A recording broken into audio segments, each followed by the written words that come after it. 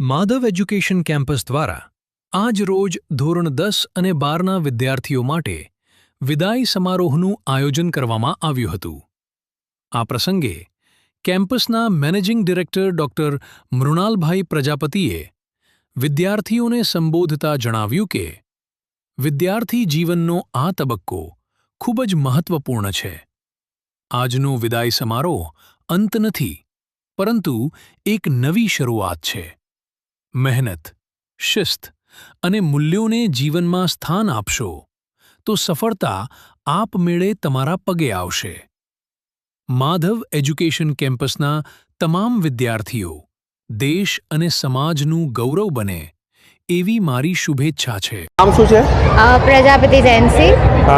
આજે જે Madhav education campus દ્વારા આજે આપનું છેલ્લું દિવસ જે હતું વિદાય સમારોહ, તો કેવું રહ્યું અને કેવી રીતે ખૂબ જ સરસ રહ્યો. અમારે જે અમારા ટ્રસ્ટી, અમારા જે મેનેજર ડાયરેક્ટર હતા, તેમને સારી રીતે સ્પીચ આપી, તેમજ અમને મોટિવેશન કરવા માટે બહારથી મેમ્બરો બોલાવ્યા હતા, જેમણે અમને ખૂબ જ સારી રીતે મોટિવેશન કર્યું અને અમને એવું લાગે છે કે અમે સારી રીતે ઉત્તીર્ણ થઈશું અને તેમણે અમને ખૂબ જ સારી શુભેચ્છાઓ પણ આપી.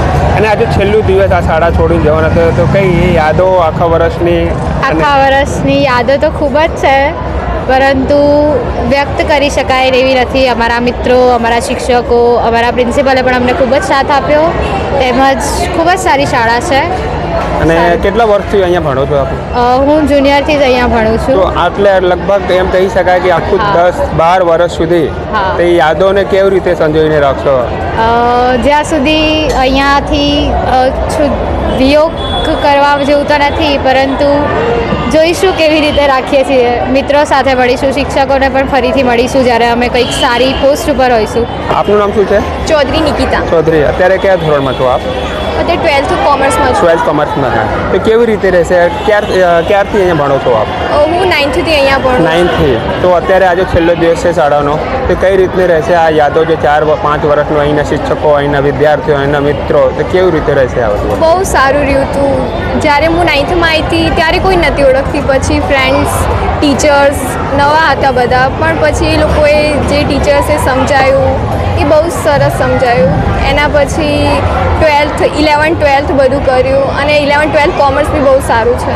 તો અહીંના ટીચર્સ કેવા હતા? એનો સપોર્ટ, મેનેજમેન્ટ, ટીચર, સ્કૂલનો સપોર્ટ કેવી રીતે રહ્યો? બહુ સરસ હતું સપોર્ટ. અને લલિત સર ઇકોનોમિક્સ ભણાવે, વાંગ સર બધા બહુ સારું ભણાવે છે કોમર્સ ફિલ્ડમાં.